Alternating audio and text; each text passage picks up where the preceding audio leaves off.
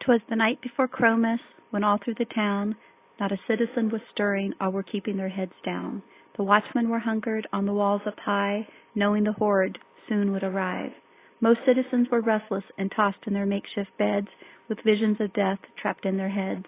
Some wondered where to use the last of their AP, each worried that they would be eaten by the next zombie. When out on the wall there rose such a clatter, we sprang from our beds to see what was the matter. Away to the windows we flew like a flash, some with a shudder, some fell flat on their ass. The moon on the breast of the wind-blown sand gave hollow illumination to where the horde stands, when what to our fearful eye should appear but a flutter of feathers and a sudden sense of fear. With a darkened beak, so deadly and quick, we knew in a moment this must be it. More rapid than eagles, his calls they came, and he screeched and cawed and called us by name. Now residents, now shamans, now scavenger and guardian, on scout, on tamer, on survivalist and technician, light up your torches to the top of the wall. Now kill them, kill them, kill them all. He dove and scratched, terminating them on the fly, the bringer of permanent death from up on high.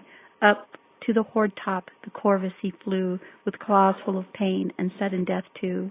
And then in a twinkling, we heard on the rail the tapping and scratching of each little nail. We ducked our heads, and we turned around, and through the darkness came the crow-breaking sound.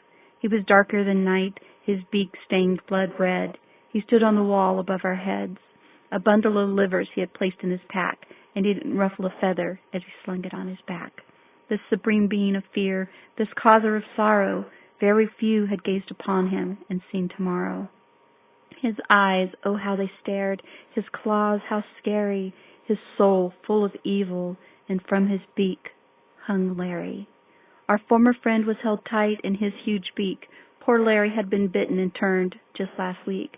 He had a bloody face and a little round belly that shook when the crow twitched like a bowl full of jelly.